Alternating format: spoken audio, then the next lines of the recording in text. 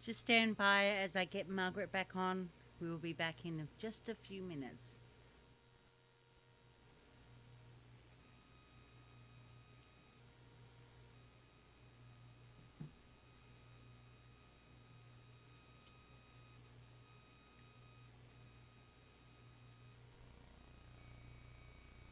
What happened? Oh, we are back. You might want to turn your video back on. Yeah, I don't know what happened. Oh, we're still online. We're still live.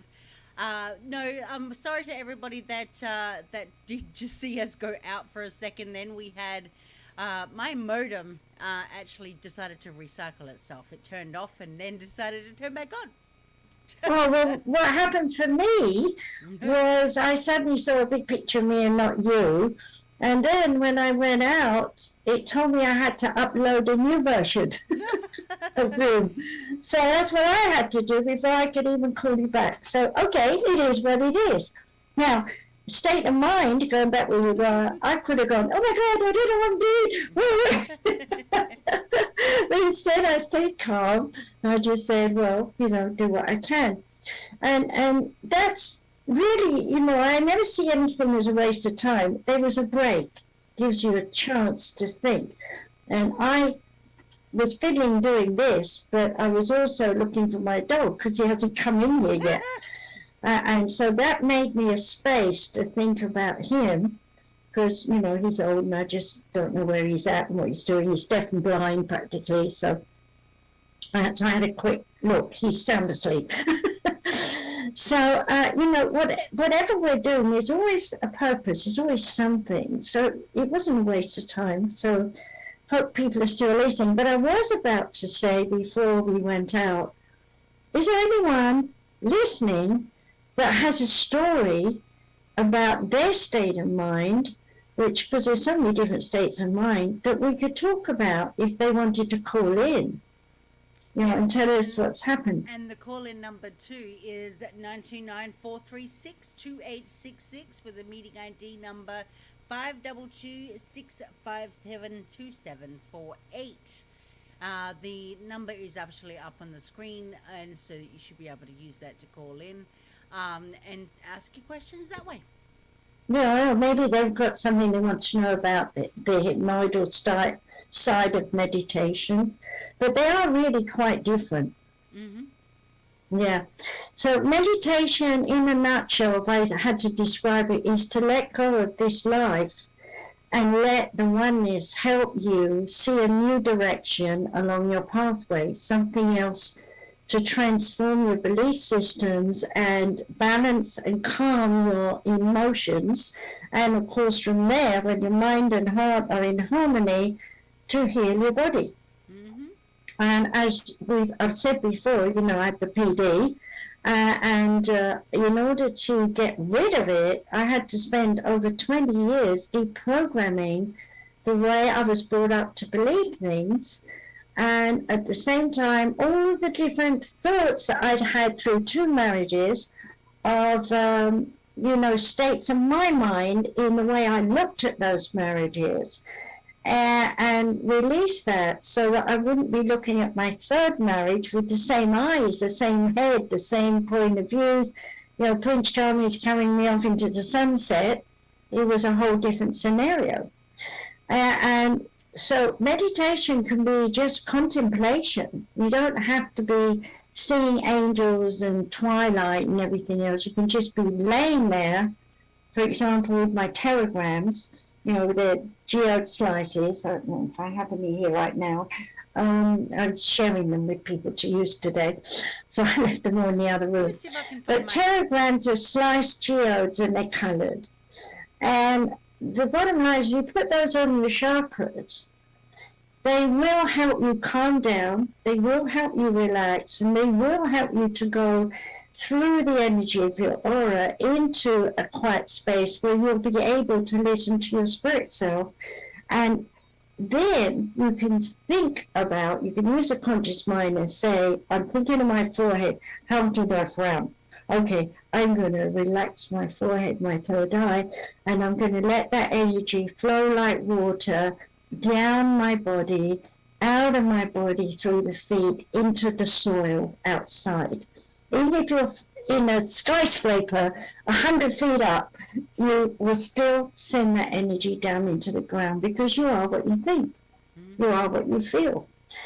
And so you just allow yourself to think about yourself draining out all your stress and tension. It doesn't sort the problem, but it takes the pressure off the problem, right? Another one that I give people to do is, in the shower, literally stand under the shower, feel that water coming all over your body, and visualize all the little prickles and peas it does. Visualize those as acupoints, and all your acupoints are sending oil or dirt down through your feet into the bathtub, down into the sewage and long gone somewhere else, so that you're free. And by visualizing oil or dirty water, muddy water, whatever you want to visualize, your brain, conscious mind is busy, so it's focused. Right? So as you're thinking, I'm sending this thought of my husband beating me, for example, down from every muscle, every bone in my body. I'm relaxing, I'm breathing. You do this with yourself. You don't need a recording, you just do it with yourself. If you've got stones on you, you can rebalance your chakras. And you can get up from that meditation and feel so much better. So much better. And you're not even in a spiritual state. You're just relaxing. This is the same as people who go get an hour-long massage, and then come away thinking, oh, they're light as air, and they just, why did I go through that feeling? That most people never have that feeling of emotion. They never connect themselves with that because we're so logical in the way that we think, and we've lost that attachment to the emotion that we need to have. Well, what is it like if I walked up to somebody right now and said, how do you feel? What is it like for you? And how do you feel about walking? People will look at me really funny. They won't have an answer. What is the emotion? Well, it's because we're all, especially where we live, because we all live we're all about cars. We're all living. Yeah, well, that's true too. But at the same time, we're living in our head. We're not thinking about how we walk and what the emotion is. I'm like, my feet might be sore. What is the emotion that is associated with sore feet? Pain. I feel exactly. So that's what you have to do when you meditate. You will send that sand or dirt or oil, whatever you want to visualize, from your feet. And after you've done it, you will find your feet feel a whole bunch different. And if you think about the knees, old folks, like, you know how old I am, and the people here today, and I didn't have my makeup on or anything. And I was talking generally, and one of the girls said my age. I said I'm in my 80th year, I think, as well. And they're like, what? So what I'm making here is I'm not looking for me in compliments. I'm talking about as you meditate and you release all these issues, you rejuvenate. Your body gets young again. And right now I'm dehydrated as hell with wrinkled lines because I've got a whole big pot here of water, and of course I haven't sipped it at all. Okay, and I'm bad at that. I'm really bad at sipping water. I get so engrossed in what I'm doing that I forget to drink it, and then we get dehydrated. Now, when we get dehydrated, this is something else I have to tell everybody. Your brain is dried out. It's like a prune. So you need to drink, and I'm going to drink now while I think about it. So if you're stressed and you can't think and you miss words, which is I've also been doing, drink water. Well, we're told we're supposed to be hydrating every single day anyway. We should not be not drinking. You can go without eating for a bit, but drinking is something that we need to sustain ourselves with. Otherwise, you You know, end we're up. 70% water, aren't we? Well, that's exactly right too. But at the same time, you know, if you're not drinking, you're going to bring on headaches, low sugar, and everything else on top of that. So you're unconsciously sending your body into chaos without even realizing it, because you're focused on whatever you're doing and not focusing on what you're actually needing to Mm. take in within the body. So my point of mentioning the water bit is that if you're meditating and you are dehydrated, you are going to have a harder time relaxing the body just to go into a sort of sleep state, if you like, to just let, half an hour rest or something. And as you know, I've been under a lot of pressure here lately, and I'm sitting down in the living room eating, and all of a sudden it's the same time, 6 o'clock every night. All of a sudden it's like, I'm like, oh, where's that come from? I'm tired, I want to go to sleep. Now, on 2 occasions I literally got up and went and lay down on the bed. I thought, I'm going to have a nap. Immediately I'm wide awake. And I thought to myself, I have an association. Bed and sleep don't go together. And throughout my life, and I'm going to go back to my childhood here so people can understand, throughout my life, my parents would argue when I was growing up. And we were in a tiny apartment. And so every yelling thing they heard, talked about, I was awake listening to it. So my association with bed is arguments. And then when I married the first husband, we'd get in bed and, there was always something he wanted to talk about at work. And he was a passive aggressive, so, it was always go along with, and he was 11 years older than me, so I'm looking up to him for advice and stuff. But actually it turned out he had, manic depression. And so, half the things that we were discussing, I realized much later when I got out of that marriage, were not important to me. But I'd made them important to me because I'm an extension of him. So I also want to point out here that when you're meditating, it's very important to let go of the people that you are bonded with, and that means cut the ribbons. Did we do a show on the ribbons yet? Yeah, okay, I thought we did. So go back there and listen to the show on cutting the etheric ribbons, because if you're meditating and you haven't cut it, you could find that that person that you haven't seen in years is suddenly in your mind. And let's say that person is sending a signal out, I need help because I've got no money, blah, blah, blah.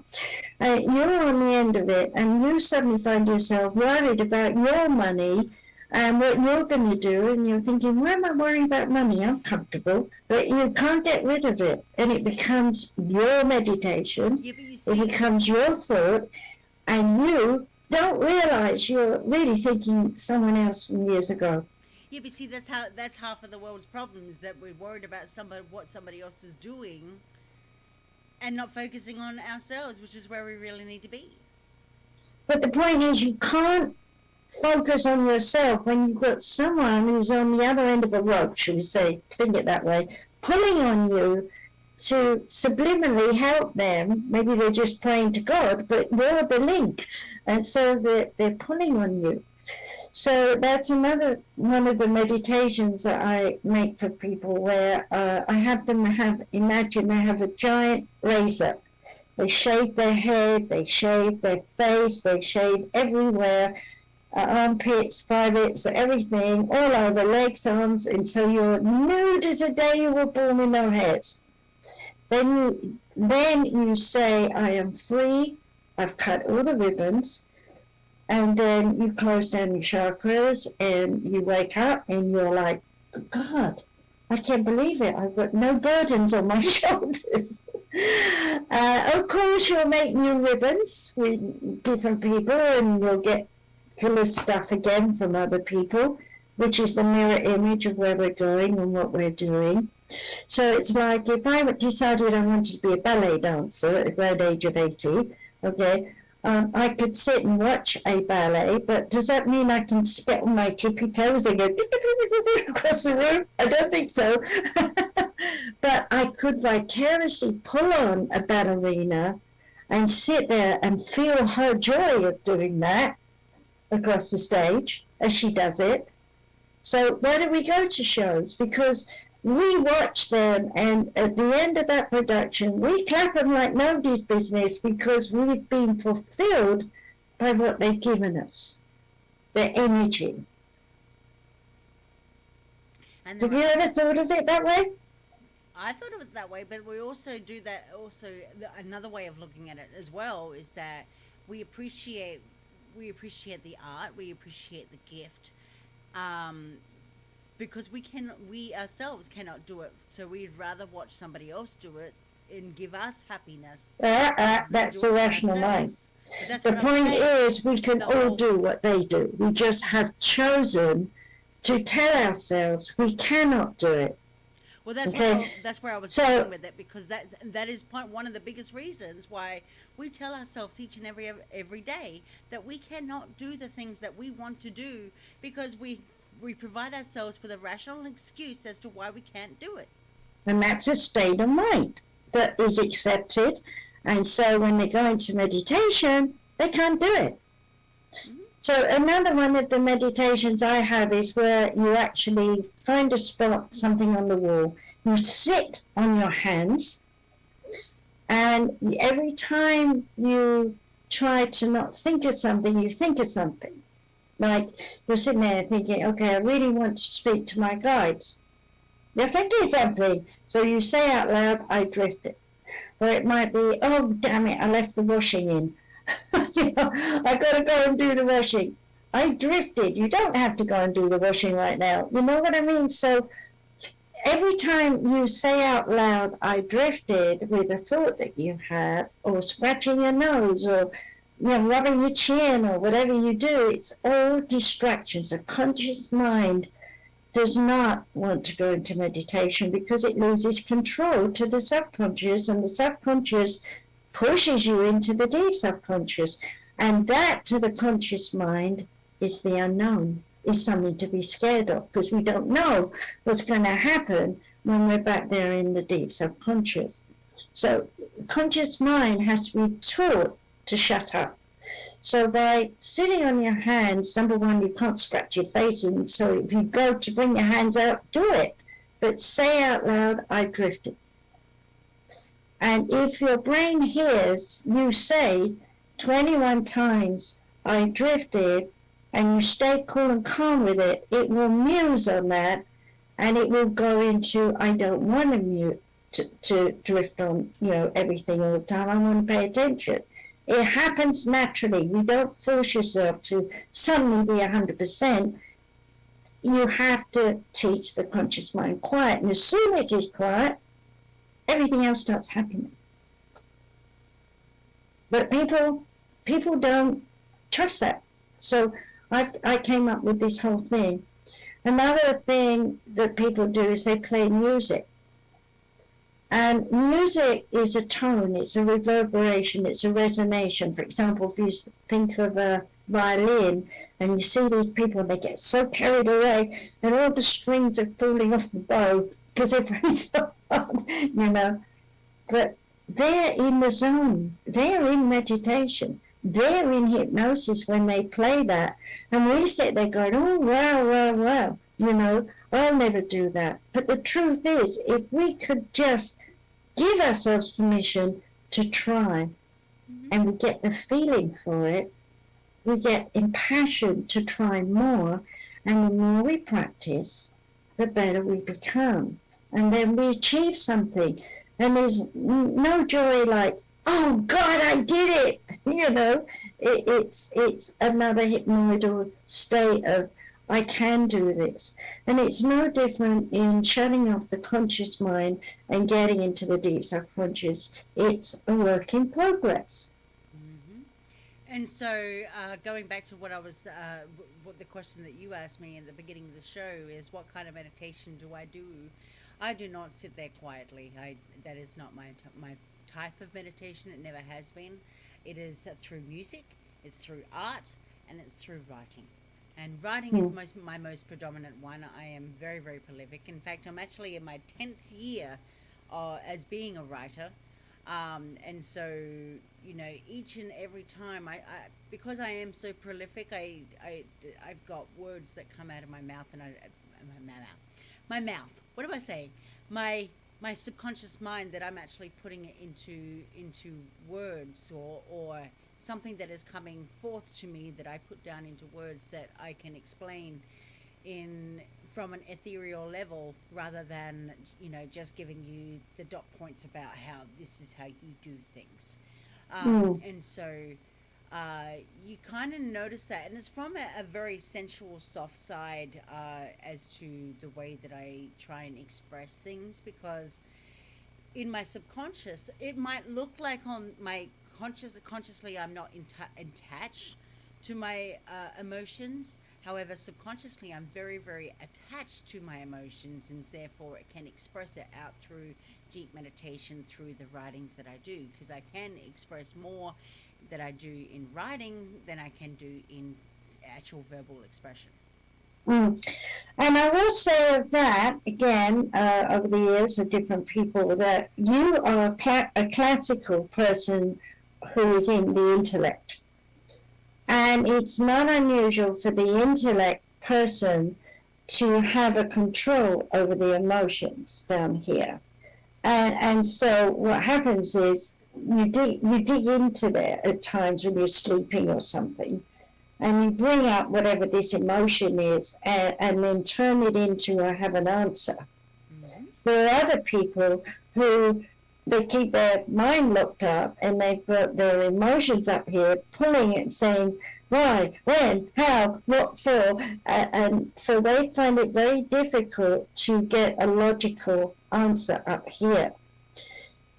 But when you learn that the two are held together by your spirit, and that your spirit came into this body when it grew in your mother's womb, you took up residence, in other words, and it's the same for animals, no different, okay? You were born with the patterning, the coding of a human form. You were born with the pattern and coding of to live and survive, and of course survival means learn. And we are eager beavers to learn from a spiritual point of view, but we've told ourselves, because we've been in school and whatever, the teacher said, i.e. Margaret, will never be a writer. And here I am with 19 books, she said. I've lost count. Right now. Shoot, I keep forgetting how. I know that last year I ended up. I didn't publish any of my own books last year, but I know that I was supposed to have published 6 more of my own books and didn't end up doing it. So I got sidetracked all of last year. Well, we've had that all through everything. So much hit the fan, didn't it, in different ways. Well, that's exactly. But that's COVID, and that's life, and that's happenings, and and the planets, and whatever. But coming back to what I was saying, about how the emotions and the mind, if we don't tap into the spirit of self. And so that's why we all have within our coding, there is somebody who made us. There is a God. There is a tree over there that will heal me. Whatever it is, in some way, we've got a perception within us that we are old, that we've lived before, that we've been somewhere else and done something else, whether it's on this planet or somewhere else. And this has been a big awakening for humankind in the turn of the 20th century. So all the way through, like my grandpa being a dowser and finding all those wells in India, and then founding the great association of dowsers in England. He was the one who formulated it with his father-in-law, who was also a dowser. And they were the only dowsers at that time. And now it's a big worldwide organization.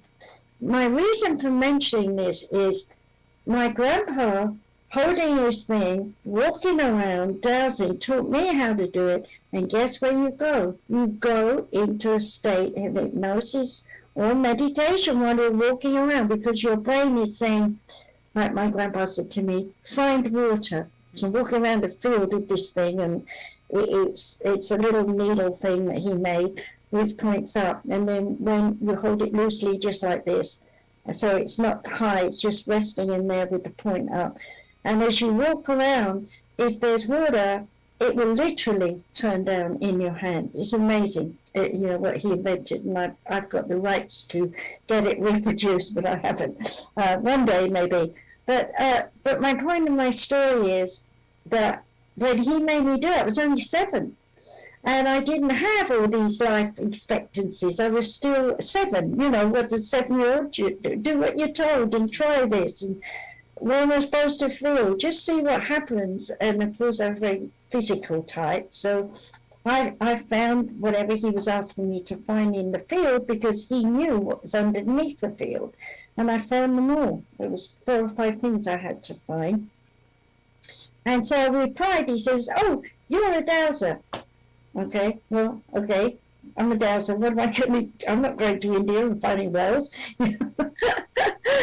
But hey, when I'm working on a body today, because I know my anatomy, I know what I'm looking for. And if I find a muscle that's in a knot, I know just with my fingertips, I can already dowse, I can feel that. Now, the reason I'm explaining this, coming back to states of mind, if I'm over there saying to myself in pre-con idea that they've told me their history and the doctor said this and the doctor said that, and I just start healing them, doing whatever, I don't get anywhere. Because I'm in their mind with what's wrong, and that keeps the healing in what is wrong. Mm-hmm. So I have to pull away from that and what is right. What part in say it's the liver that's bad, I know the liver's bad, but I'm not going to look for what is bad in the liver to change it. I'm going to look for a healthy liver in my mind and give that energy to the liver. Okay? I'm using that as an example because mindsets are usually focused on the negative. They don't see the positive. Well, that's what I was saying before. And just as you mentioned about, using your fingertips in order to douse where, a knot may be in the body. For those people who don't actually know outside of what I already do, I'm actually a certified massage therapist as well. I did that back in 2012. And so I too get the same comment about how do your fingertips are magic. Like, it's not magic. We intuitively know outside of academics exactly what we are looking at because we understand the anatomy of the human body. And so we can tap into not just through logic, we can also intuitively tap into how it's kind of like Reiki, energy psychology, how we can pick up certain things within the body that we know energetically is completely unbalanced or misaligned. It's just today what she was teaching, they were just doing the hands, the head, all this stuff, you're doing your healing yourself. And of course, how are you healing yourself if you're thinking, I've got no money and I can't pay the bills? You have to empty your mind. So what did she do? She played some music that would put them into that drowsy state so that they could do all this. And I tell you, they all walked out of here really happy and feeling lighter and brighter, And isn't that what we really want? We want to feel lighter and brighter. But I want to cross back into the people who have mindsets of materialism and they decide to meditate to ask the spirit guides to help them get their goal of whatever it is in the material world. Guides don't do that. Mm-hmm. If you get a voice in your head saying, go here or get this job, in those many words kind of thing, more likely it's not a guide, it's a dead person that's passed on, maybe a relative that's trying to tell you. And if it was, you know that. You feel their energy as you've known them in physical life. But they could just as easily be what we call earthbound. They haven't transcended. Doesn't mean they're evil. It just means they're trying to help you because they can't find their way to heaven. So they found you, and you've reached out in meditation. So they just want to be with you, and they're going to say you're going to get a job or something. And you go for all these interviews and you don't get a job, and you think, what's going on? Meanwhile, you're picking up the emanation of this lost spirit, and you don't realize they're bonding, like melding of minds and spirit. And I've done a lot of clearing of people being possessed because they've meditated without understanding one must embrace the light in self. Okay? And they're just lying there trying to dump their negativity. Well, like attracts like in the mirror image on all levels of evolution. So I say to people now, make sure that if you are going to meditate, that you're free and clear of negativity and that you are embracing the light. And so don't lie there musing over all your issues and being negative, because you'll attract the lower entities who are earthbound spirits. Mm-hmm. But you won't know it. You won't know they're earthbound. They're not going to like dig knives in you and tell you whatever. They'll just amalgamate their thoughts with yours. And eventually you'll believe that what you're thinking is your thought when it's not, it's their thought.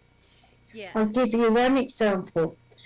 I was 20-something, I got 2 kids, and I was walking through, and I have to say, sorry, I never smoked till the afternoon. I had a cigarette around 3 o'clock. And I walked into a room, and everything was negative at the time, won't bother with all the details. And I walked through that room, and as I walked through that room, I heard, have a cigarette. And it's 8 o'clock and 9 o'clock in the morning, getting kids off to school.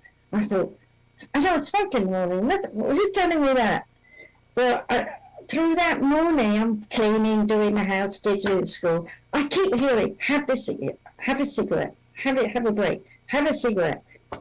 But it wasn't until I finally had a bit of time that I sat down and I kind of meditated and mused, as being a medium, I could do that, as to what was around me. And I found I had a gentleman who had passed over with cancer of the lungs, and he had not gone to spirit world, and he was still wanting a cigarette.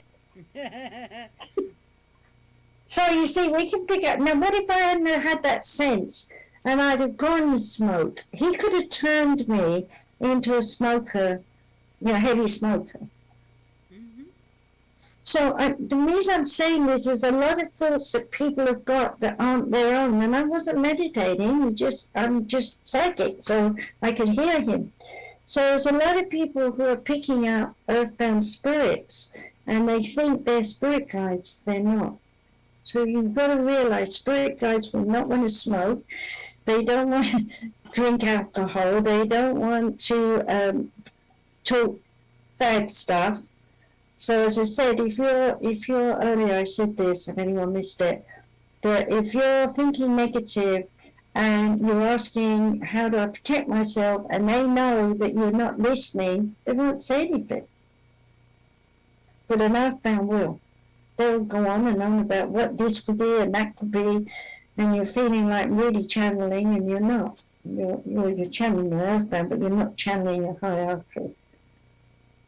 So channeling is something we do. Even when we're driving a car, you could be in a light hypnotic state and you can get messages from the spirit guides.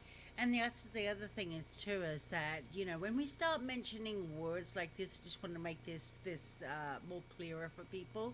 When we start mentioning about channeling and anything that has a connotation of psychic abilities or psychic development, and that things that the logical, skeptical mind does not want to accept, it is what it is. We have to realize that we we by habit, if you take it from a psychological point of view, our conscious and unconscious mind is always working, regardless of whatever we label it or identify it as a higher self. Either way, the secrets that unlock the human mind are deeply hidden in the subconscious mind, and we don't know about it until, by force of habit, we are active on our conscious. We activate ourselves on our conscious mind. However, whenever we wake up, now dream state is a completely different story. Deep sleep state is a completely different story. That is another level of awareness that we have within our bodies. This is something of awareness that we have, to be effective if for instance you are a mother and your baby needs you at nighttime. States of knowing what deep sleep is and dream state and waking state is another form of consciousness, and that's something else that we don't delve into either. But going back to what I was relating this to is as psychic development and psychic intuition and so on and so forth, we all have it. There are so many people out there that choose not to label it or identify themselves or identify it as for what it is, that we kind of get off put. Meditation and everything that results around it becomes off-putting. So there are people out there. Laurie just said up in the comments, who said, "I agree, Katie. I can't sit quietly," and that is all about because we've been told that we have to literally sit quietly in order to meditate. Well, it's not only, I could be walking down the road and I'm hearing spirit because I'm well trained at it and I know what I'm doing. Yeah. Okay, but for the average person who's on the ground floor, we have to remind them that they're used to listening to other people in this world, and those, however they've processed everything that's happened in their life, be it good or bad, is their point of view. And you could have two people who agree on an issue, but how they solve it and the way they go about it could be entirely different. I always think of the movie Dead Poets Society, where the students he got the students standing on the table looking down at the room. And I did the opposite, actually, years ago in my centre in England, because of space and people. I had them lay under the table and look sideways at the different things because we couldn't get them all on the table, so I put them underneath and asked them, what did they feel lying up looking at the table, and what can they see? And I had people standing around, they could only see shoes and things or whatever they were wearing, And so then I put them through a little test, and I said, okay, let's say someone was, I don't remember what they were, but let's say someone was wearing leather shoes, which was the in thing in those days more than anything else. So I said, what do you pick up about this person with these shoes on? And this person who was laying there was already developed some of her psychic ability with me in one of the classes. So I asked her particularly to do it. And she didn't know, because you don't look around looking at people's shoes, you see what I mean? And they were barefoot, and I'd had them go and put their shoes on afterwards while she was under the table. So she didn't know whose shoes were shoes anyway. And so I said, what do you pick up from the feet, the legs that you can see looking sideways under the table? And I will say to this day, she was very accurate. Her name was Pamela. I remember that now.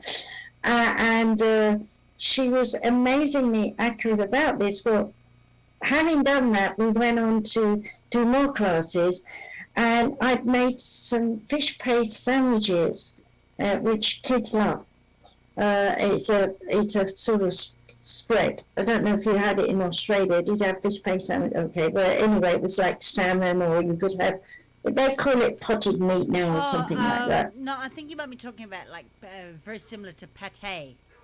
Yeah, it's like a pate, and it's thinner, and anyway, it's in a jar, and you you put it on bread and give the kids that. Mm-hmm. So I brought in it as a snack, and the first thing she said was, "Oh, I hate fish pecks." So I said, "Well, you don't have to have any, you can have some honey or something, whatever we had in those days." And later on that day, we put them through some regression hypnosis, because that was another area we haven't talked about. And so what happened was, she goes in and she takes herself back to a 5th birthday party. And my doctor's coming. Hello. And the bottom line was, she found out at 5 years old, she loved fish plate sandwiches. And guess what? A week later, she comes back. She's come to see me and do that, and she's brought her lunch because we're building something in the classes. She was working with me. And the bottom line was, she made fish-based sandwiches. And she was sitting there eating them and enjoying it with a bit of cucumber in, and I said, "So you like fish-based sandwiches?" She said, "I love it." So here is an example where we can make up our mind that we don't like something when we really do. Hypnosis and meditation will reveal those things. The secrets, unlocking the secrets of the subconscious mind. I tell people that all the time. You know what? I have a lot of people that come to me, they're like, I don't like you because you're a psychologist. 2, supposedly I can read people's minds. Let me just say that I don't read I don't read people's minds because I am human. I'm just like everybody else. I have my own thoughts, my own emotions, and my own doing. Now, the other thing is that when it comes to knowing that I'm also a psychologist with the modality of hypnosis, that people obviously think that I'm a magician as well, and I'm going to make them do things that they don't want to do.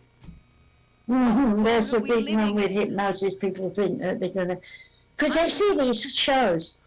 Yeah, and that's what happens when people are tainted. One, people don't like therapists. There are many people out there that they prevent themselves from seeing a therapist because they don't want to deal with it, or they've heard some person that has gone and seen a therapist. They've been given a whole heap of medication and ended up in a mental institution. Mm-hmm. And then the system is played by, and I'm not even going to go there, but then the system and the doctors have controlled them, and then of course the system on top of that. But let me that would be a lovely topic, going back to the days of lobotomies and whatever. I think we mentioned other shows, but I'm sorry I'm cutting you off, but the influence of the future, we have to change this. These kids are psychic. No matter what anybody says that's living from the Piscean age, look at your kids. They know stuff. We can't squash this. We have to encourage them to be able to not meditate, but to know the conscious, subconscious, is all working, and that we can tap into it all and know without having to meditate and ask a spirit guide, because a spirit guide can also be, as I'm a living, walking example of it, 100% within me when I want to do whatever I want to do. These kids are the same. They're going to build the future, and unless we encourage them to learn to tap into their spirit, tap into the 5 senses that come with the spirit, that heighten the 5 physical senses, they're going to get in such deep emotional trauma. And I don't want to see that. I'm finding out too, that going back to therapy and that, we have to really change the stigma that goes behind it, and so that more people reach out. I'm finding a lot of people right now who are reaching out, especially in terms of trauma and wounded persona. They are, believe it or not, men. Men are having a lot of trouble trying to deal with everything that they're going through. What one would say previously as a midlife crisis is now a midlife crisis is now occurring in their 20s. And they don't have the know-how or the resiliency or anything on top of that to deal with what we have to go through in everyday life. And that could be because of a bad upbringing. They weren't brought up in the environment that could have been stable for them. Because we're finding that more and more people are coming out as wounded and abused and whatever the case may be. That now they're getting older and they can't figure out an apple from a pear. Well, I also want to say here, I'm going to pitch me a bit, but I want to remind people that I've got these books here, but with all the talking, we've been talking about the mind. This is the book, The Rejection Syndrome, that you heard up before on another show. But now I'm talking about, if there is a soul coding, it explains all that, but there are stories in here that show states of mind of the negative versus the positive. So if you're someone listening and you want to parallel yourself with other situations and understand the way your conscious and subconscious does not share, read that book, The Rejection Syndrome, and it will help you immensely. I always get students coming back and, over the years, telling me that's changed their life, that book. And then the other thing that I brought in here is, and I'm going to push this right now, because it's a big thing. Okay? I wrote this originally because they murdered a doctor. Someone murdered a doctor. The thing is, you can't murder a baby, okay? If someone rapes you and you get pregnant and you get rid of it before quickening, there's no spirit in there. The baby is part of the mother. So she's just like having, an arm amputated, if you like. We don't say that was evil. We just say it had to go because it was poisoned. Well, and I'm seeing in my head a snake bite. So in a way, it's hard for people to understand that. But, on the other side, a woman's body is her body, so is a man. Can you imagine if we all insisted every man had his balls cut off so he can't be a father anymore? Seriously. Do you think they'd let you do it? I am not going to say what I'm going to say right now, but yeah. I'm sorry, but I'm calling it a stone is a stone, okay? And so it's one-sided, and the thing is, it's one-sided by the women. And why is it one-sided by the women? Because the women have been abused by the men. So if we take out of the scenario abuse, and by that could be the extreme rape and violence, everything, if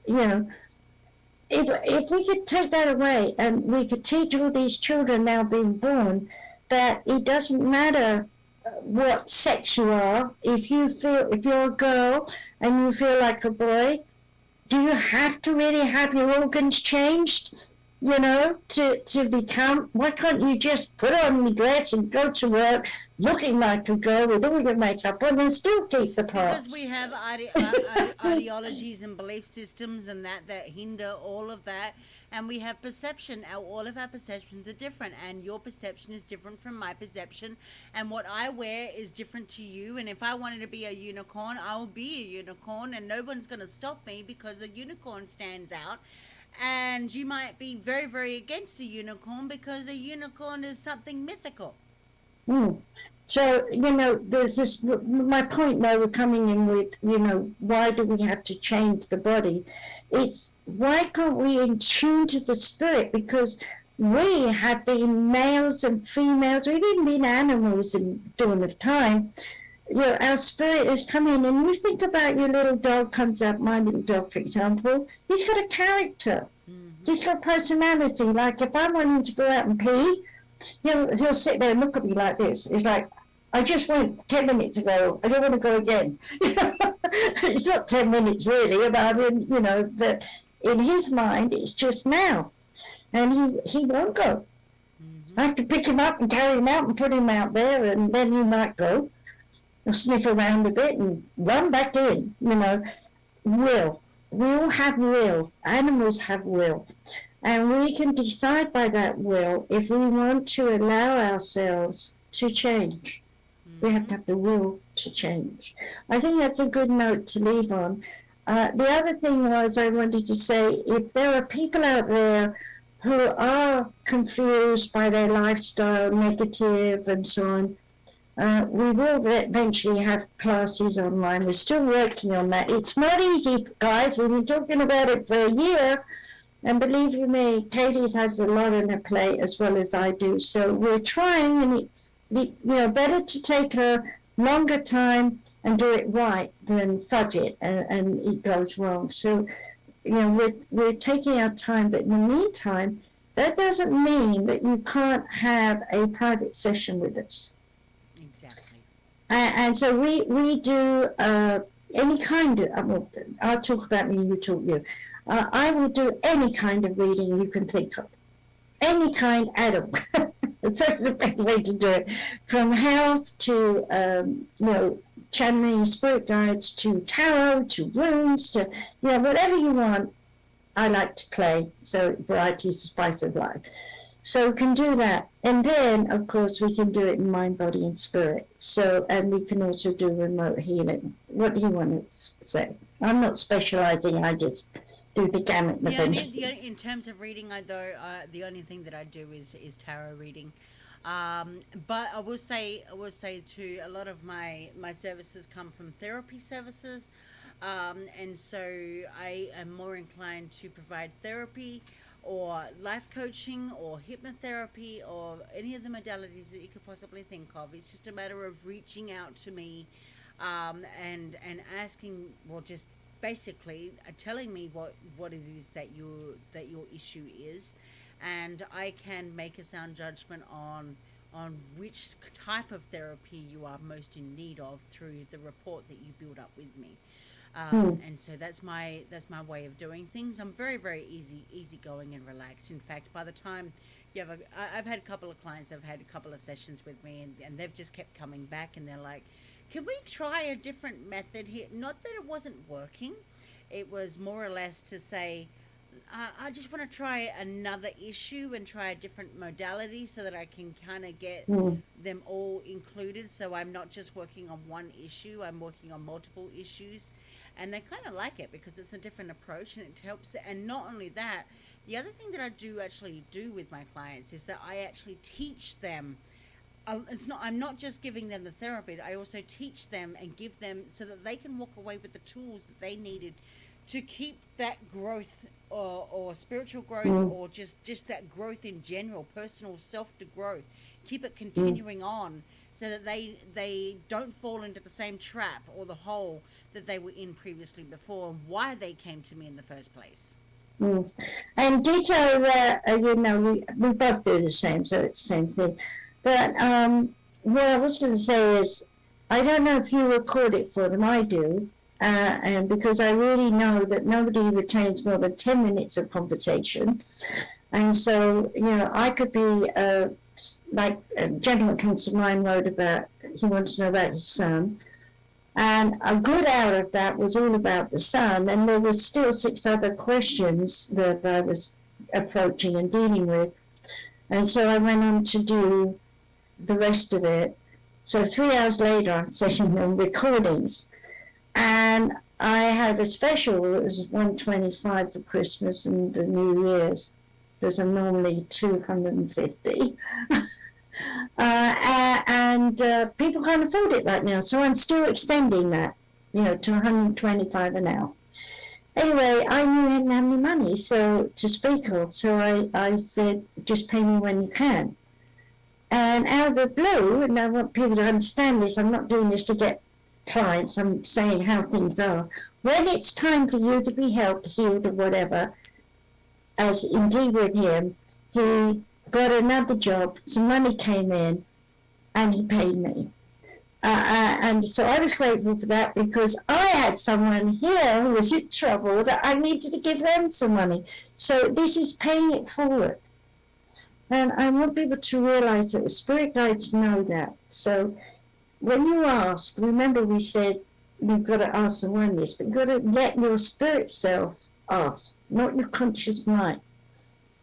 So when you ask from your spirit self, you're not defining, I want $250 or whatever it is. You're saying, I need some money to move me on my pathway. Please help me.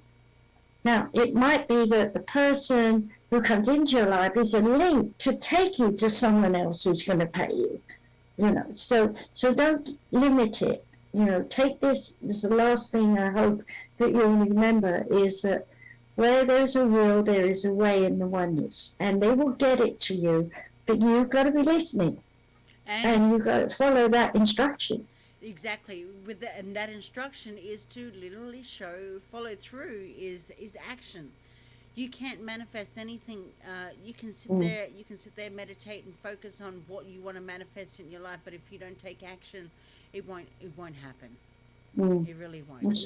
Nothing will ever be brought to you. And the last thing I want to say that I was listening to, with the people here, this Reiki thing today, and I thought I must mention it. Hearsay. Somebody told me, I won't mention any names, but somebody told me that they had heard from somebody they believed that Donald Trump was not Donald Trump, that he was someone else who was a lookalike. And then the other person chipped in with the presidents, the current president we have now, there's 3 people pretending they're him who are lookalikes who talk on the computer or the whatever when he gives his talks. It's not the real president giving the talk. I mean, this is a hearsay thing that's going around. You're going to hear people telling you lies, and you're telling you like it's facts. Well, and one minute. The only part of you that is going to know the truth is your spirit. So please listen to your spirit. And where is that? In your instinct. Speaking of which, I actually had a conversation really briefly yesterday with the show that I was broadcasting last night about some of the things that they were going to talk about. And I'm like, hold up. No. What is this? The year 2022 is the year of conspiracies. All these people want to have base their information on hearsay or what they've seen or an opinion. Please do your research, actual research, and stop basing your stuff up on something that you've seen that could have been 10 years old. If you see a video on social media, remind yourself that may not actually be the current period of time. It's like everybody right now, there's a conspiracy going on about, because I live here, in Washington, D.C. There seems to be some sort of chaos going around the White House. There's nothing going on in D.C. It is really funny. I mean, the stuff they were turning at the table over lunch, I mean, a lot of it went in one and out the other here because I knew it was ridiculous. But, your sensitivity to the truth is there. It's inbuilt in you from the day you were born to function. And you need to listen to that, not to this conscious mind.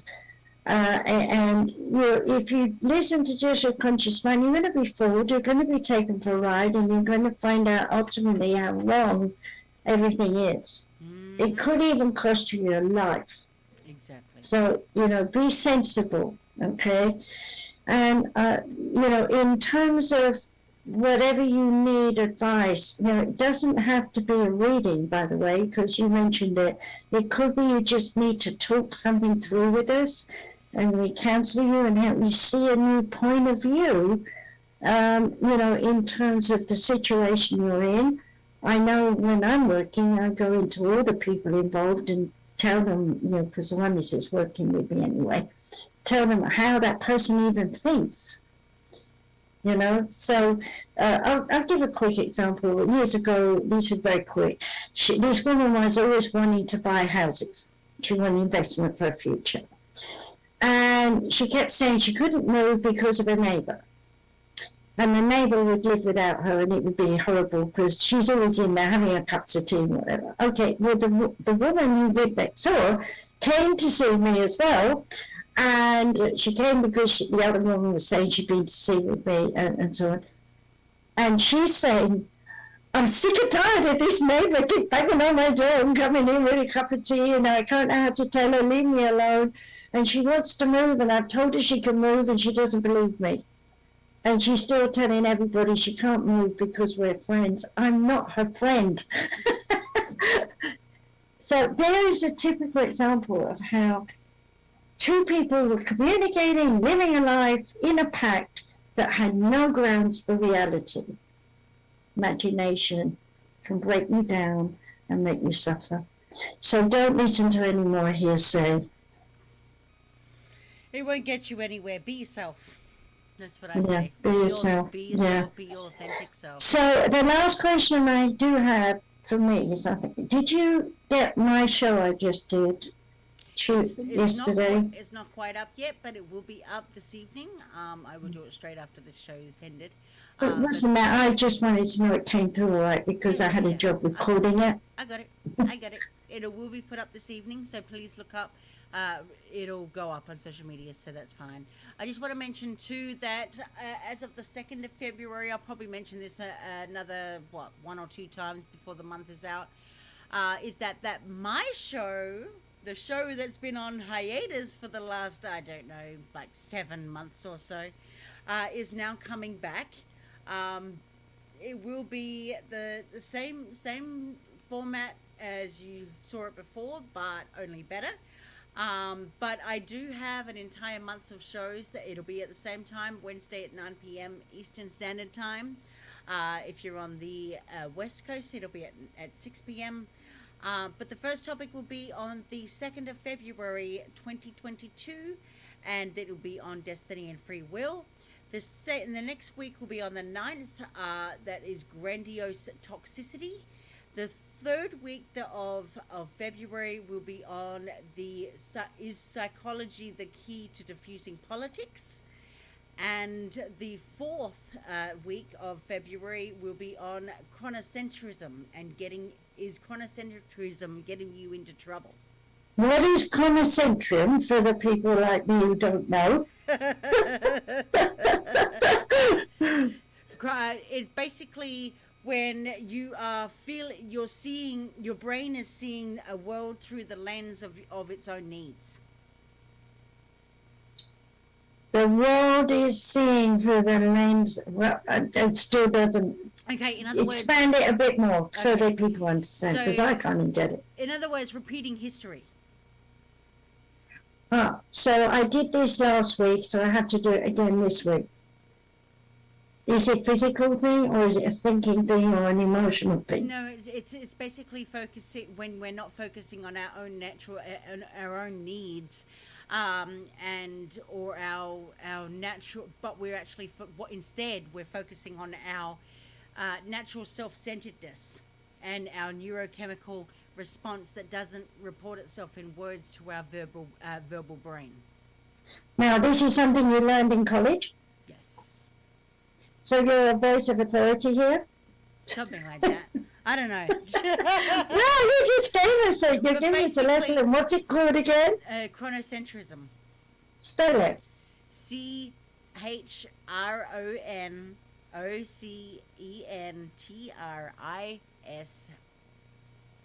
So that translates for me into color sensitivity. No. Chrono is color, isn't it? Chrono is short term for chronological. Oh, I see. So did you make that word up? No, I didn't.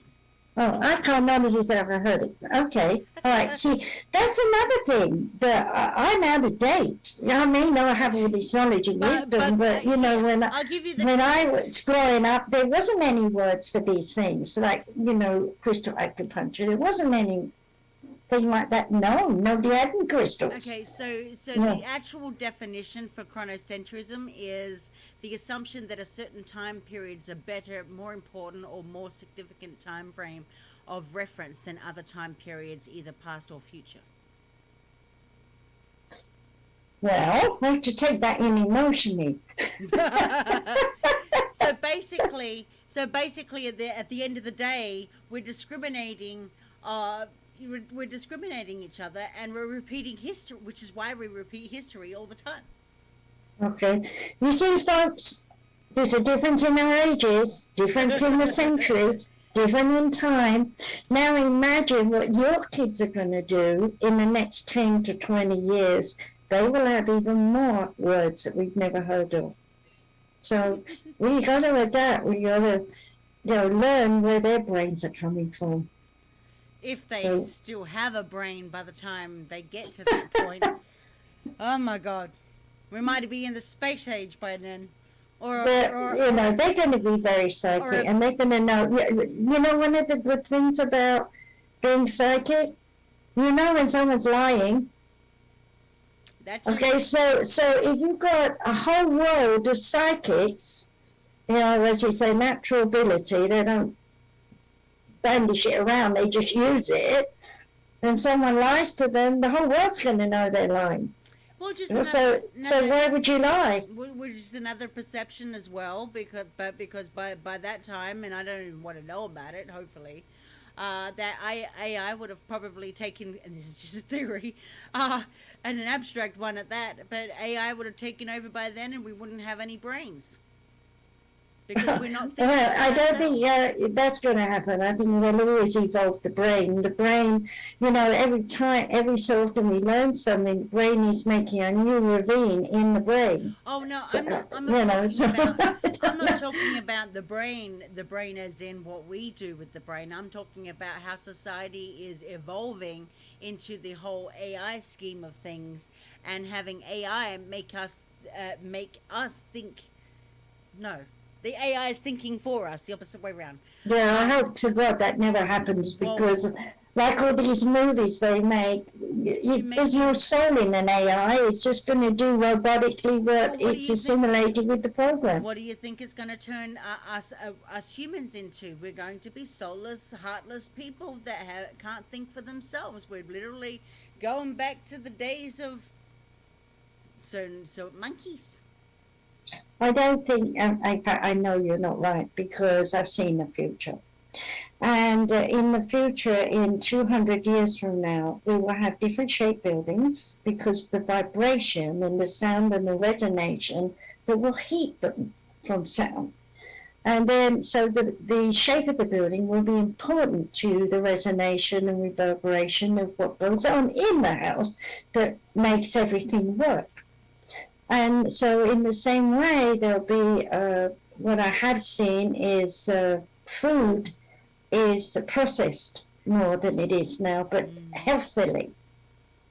So like if you want an apple, you'll get apple juice and apple this and apple that, but it's processed differently from when it's made. I don't know how it was done, but it looked like a jello or something I was seeing. So whatever they make for spacemen when they're up in space, they're all drinking their dinner, aren't they? Drinking it, literally.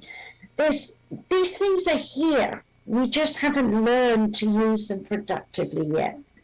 And given time and science and the awakening of the psyche, we will evolve, and we will change the way we eat and sleep and share our lives and what we do. It's going to be different. We can't imagine it, but I know I'm writing a novel that I started years ago. One day when I've got time, I'm going to finish it, but that's about someone who's clinically dead, but he's going backwards and forwards in time because he's a part of their experiment, and I'm not giving anything away because it's too complicated. And not only that, I'm just being abstract about the future because I don't even know what's coming. And we talk so much about aliens and conspiracies and all sorts of other stuff. It's like, okay, so when are we going to be taken over? Our minds are going to be taken over to actually literally think that this stuff is actually going to happen, because it's like George Orwell. Was it 19? Yeah, George Orwell predicted it's like happening now. So why not? Why not think the worst outcome? 1964 was it, or something like that was still. 64. I was thinking 64 or 74, so one of the two. But it doesn't really matter. But either way, you know, so many of the predictions that have happened that have literally come true, and it's hard not to fathom that these realities may come into effect. Now, whether or not that, you know, I hope to God that I'm not alive to see it, but at the same time, it'll be very, very interesting to see where it will go. With that said, we do need to let you know where you can find us. And you can find us at the Samara Center for all of Margaret, Samara Center with an ER.com, which is where Margaret's all of her PR stuff is. You can also go to easypeasysolutions.org, Samara's Education Center. Well, the Samara Center is not up. It's Samara's Education Center you're doing, right? Samara Center is done by PR. Oh, I never go there. All of your PR stuff. Sorry, folks. That is why I'm the managing master over here.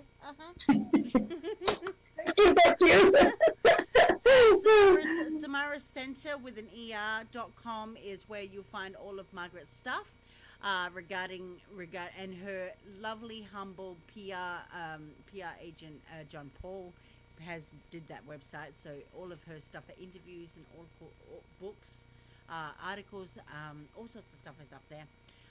easypeasysolutions.org, samaraseducationcenter.com, universalchristchurch.com, and askdrmargaret.com as well. You can find also Margaret's YouTube. You can also find Margaret's show at soundcloud.com/Dr. Margaret Speaks. And you can find her archive stuff up there as well. You can also find us both on social media. We are on all major platforms. So you can reach out to us, send us a message, or find our contact details and send us an email to samarasucc@gmail.com. For all inquiries, you can even let us know whether you want to sign up to a specific course that you see us talking about, or if you have something that you really want to learn from us, please let us know. Send us an email to samarasucc@gmail.com. For all of my contact details is Samaras. What am I saying tonight? Soma-fusion.com and somafusionmedia.com. You can I broadcast 4 to 5 nights a week. So please go over to the websites to go find out what shows you can see us on. I am on Soma Fusion Life Coach. If you look me up on YouTube, you're going to see all of the live feeds over there, as well as the Facebook page Soma Fusion Media LLC. With that said, I hope each and every single one of you people out there, or one of you listeners, I should say, that's correctly and polite, is safe and warm. I know that there are very hazardous weather conditions that are happening as of tonight and will carry on through till Monday.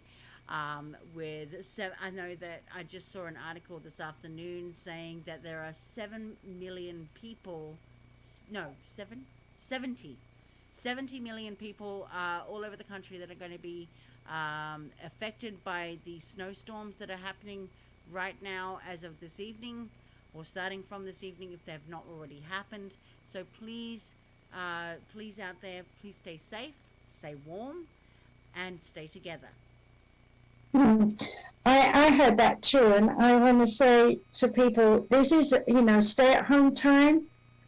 Get creative. If you've never knitted or sewn, you're a woman on that level, get something creative. If you're a guy, make some shelves or something. Do something to feel you're using your time and energy productively, because when you sit on the couch or force yourself on the computer, that's not joy time. You need joy. And creativity gives you joy.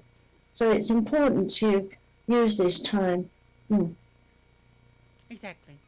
Anyway, with that said, look us up next week, or during the week anyway. We'll put up the notifications up on social media what next week's topic is going to be. With that said, look for us at, I was going to say 7 then, 8 p.m. Eastern Standard Time, or 6 p.m. Mountain Time, and we will be back with another episode of Dr. Margaret and Dr. Katie Speaks. Until then, And do share it. yes, like, share, and subscribe. With that said, we'll see you next week. Love you all. Love you. Bye bye, everyone. Thank you for listening.